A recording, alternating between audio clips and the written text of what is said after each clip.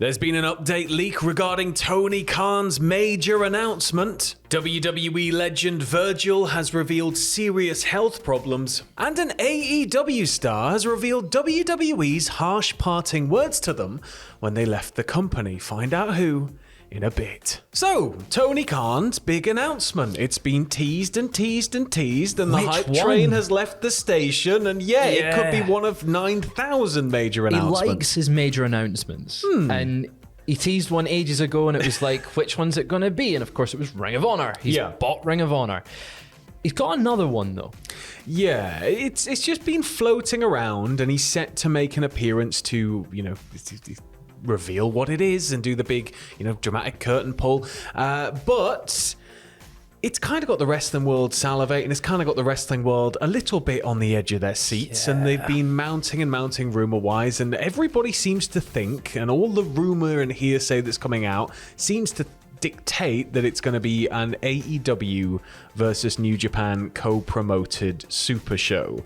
All the dream matches are just flooding to my mind. There's so many good ones. Massive, potentially huge, and it'd be AEW's first ever co-promoted event. Because they haven't done anything on that scale with another promotion fully before yet.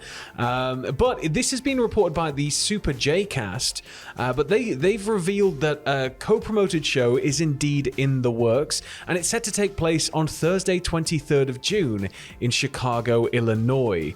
So, Chicago's a town with some very AEW turf. Yeah, it's got a lot of history there for the company. Every big show feels like it's in Chicago. Yeah. Like we had Punk come back, so if we can get a New Japan crossover. And what is major? What does major even mean to Tony Khan? Because Ring of Honor was a major announcement. That was a major announcement, yeah. He buys New Japan, that's what's next. Can you imagine? Ringside News have also jumped in here, reporting that from their sources, they've got, while nothing is definitive until it's announced, the show appears to be happening in June. They reportedly asked their source if the show had a special name, because New Japan shows tend to have a special name, and you can imagine if it's company versus company, there's going to be some sort of special branding for it. But apparently there's nothing set at this time, or nothing at least came back for them at this time. But so that's two sources seeming to confirm that this is indeed happening. It's happening in June, it's happening in Chicago, and AEW versus New Japan. We're gonna see. Oh my god! Okada mentioned recently that he wants to face Bryan Danielson and Punk in the near future. Could he already have known about this? Oh, and then who are you going to put Kenny in there with? If he's healed. We can't not have it without Kenny. I know, it could be his June return. feels a bit too close, but Omega mixing up again with some. I would love to see him and Jay White again. Oh, for sure. It'd be a great match. There's just so many different talents you could stick together, but anything involving Ishii or Suzuki, just get them in front of some Ishii beefy boys. And Joe. Just because then you've now got Ring of Honor. It's a Ring of Honor AEW New Japan show. There's an ecosystem for the first time in God knows how long. But unfortunately, we're now going to move over to some rather sad news as we report that Michael Jones, best known to WWE fans as Virgil, the personal assistant of the $1 Million Man Ted DiBiase, he took to Twitter last night to address his fans following an uncommon period of downtime, and he's revealed some rather worrying medical issues that he's facing at the moment. To his Meat Sauce Mafia, which is the name of his fan group, he wrote, "Dearest Meat Sauce Mafia, I'm grateful that I can communicate something that has happened to me. Unfortunately, I have some really hard news to share. If you were wondering why I haven't been so engaged over the last few weeks, it's because I was given bad news. Since Mania weekend, of all weekends, I was not feeling so great. Something wasn't right. My head, my arm, and my heart. When I came back from Dallas, I ended up going to the doctor and they discovered a whole bunch of issues. For starters, without me knowing, over the past months, the doctor had identified that I'd suffered 2 massive strokes. I didn't even have a clue till I started not working with one of my arms. It's basically not able to do anything. This was the decent news. The worst news is that I've been told I'm fighting with an early stage of dementia. The years of taking the big main event bump every night that no one else wanted to take had started to affect me. I'm nervous, I'm scared, and God knows I can't afford to get through this and even make a living. It's really sad as all I want to do is have fun and do what I always do, survive. What am I asking for? Well, for starters, my roommate and team have helped me with this page to help me get by. I'll also sell autographs, video shoutouts, or even if you could download my $2 video game on both iOS and Android, just look up Meat Sauce Madness. It means everything. I'm asking you to send this out to all your friends, family, or anyone that you ever thought loved wrestling. It all helps. I ain't looking for sympathy. I am looking for the love I've poured into the business to hopefully carry me through this SE time. I did my time. I took my lumps. Now I'm just trying to survive. Hope this makes sense. Love you all. This is really... It's incredibly sad. Like, Virgil, news, isn't it? He's an interesting name in wrestling. Yeah. Like, if someone says Virgil, you know. Virgil is... I think it's fair to say Virgil is quite infamous in the wrestling community as, you know, somebody who will always be at conventions, and he has a certain way of kind of, you know, going back and forth with people. Yeah, there's that back and forth, and it's sad to see something like this happen, and with it being an infamous name, it's sort of like folk might not give it the time that it deserves. I think, you know, it's something that I really hope WWE are able to step in here and help out in some form, because Virgil is, you know, he's a key figure in the golden era, and he brought a lot to the character of the $1 Million Man by simply being, you know, part of that, just being that part unit. of the gimmick and the sort of and so it's horribly sad news, and the links to his donation page are on his social media sites, and of course the links to his iOS and Android game are too, but every little bit is going to support him, so we send our best out to Virgil.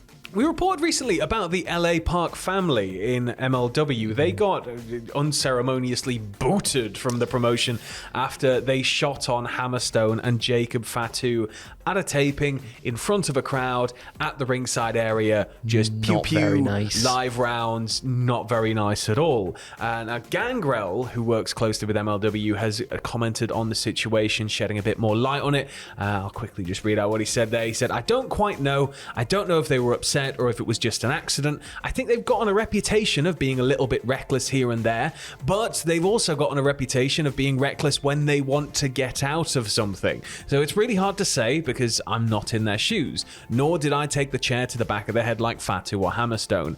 But I think the biggest problem, and this was just me watching, if they possibly would have said, hey, I'm sorry, we didn't mean to do it, I don't think they showed any remorse or anything, or thought anything was wrong, and I think that might have been the nail in the coffin, so to speak. That made people think, was there some tension or not? He says he doesn't know. He doesn't know how the office saw it. He hasn't been in any agent meetings since or whatnot, and he said that it's not an angle that he's aware of at all. Apparently, Court Bauer was genuinely upset about it. As understandable.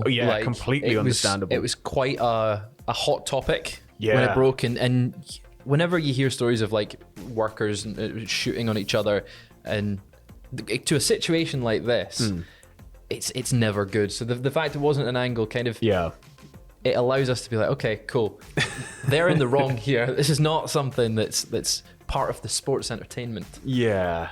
It's, I don't know. If you're going to do something like that to just get out of a contract, surely just asking. Ask for your release. Just like, can I leave, publicly go off or something, but not in that manner. No. Use social media. Do a post instead. Do a notes post. Jesus Christ. People love that. Yeah, it was the fact that he was also like, I don't speak English, sorry, I'm just going to leave. Despite being a veteran of the US indie scene. I don't know, man. It's just a weird situation, but any more we hear about this, we'll keep you all updated. And finally, we're moving over to AEW for a bit of an interesting one regarding Brian Cage and his stint in WWE Developmental. He appeared recently on Insight with Chris Van Vliet, where the topic of his WWE Developmental stint in Florida Championship Wrestling was brought up. On the topic of his release, he said, I was waiting on a raise. I was told I would be getting a call and going on the road. I missed the call from the office. I called them back. They said, hey, Brian, how are things going? I said, things are good, and I'm trying to play it cool. They then said that they're coming to terms with my release. least. That is not the phone call you want. No. Not especially when you're waiting on a raise. Definitely nightmare not. Situation.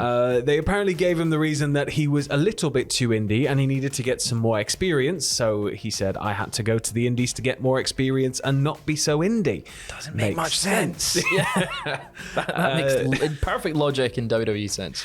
He revealed the company then called him to offer him a spot on Tough Enough, but then they took him off the list for some reason. Then they wanted him in NXT, but then they took him off the list for some reason. Again. And then when he asked them what happened, they said, you are average at best and we are no longer interested. They sent this to him in a text and he was apparently very heated about it, as you would be. I mean, imagine getting sent that by one. He's grown up a wrestling fan. Yeah. You get signed by WWE and they go, sorry mate, average. By text. Yeah. It's like even a phone don't call. have the dignity to call him. Like, come on. Like, we hear so often that it's a phone call and it's very short. It's Johnny Ace just, oh, you're good, kid. Saying we made a lot of money this quarter, but unfortunately not enough billions. Bye. But yeah, just to text him.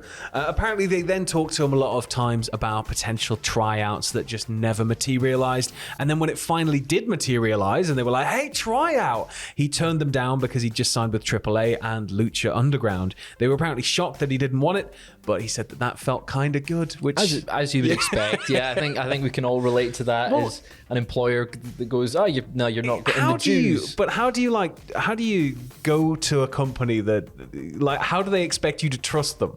Yeah, after they've. Because WWE doesn't think like a normal. It's like 11,000 brains going at once, isn't it? You paid your dues, kid. You can come back. You're just slightly above average. It was a test. We were testing you. Yeah, weird one. Very weird all round. Very. But yeah, there you go. That's it. Anything you want to add, Fraser? No. That's a great Saturday. Fantastic news. Wonderful. It's good to be here. Yeah, it's nice. This is going to be the team moving forward from now on, isn't it? What a team. Yeah. New Japan AEW. Oh, that's the one. Catch you in a bit. See ya.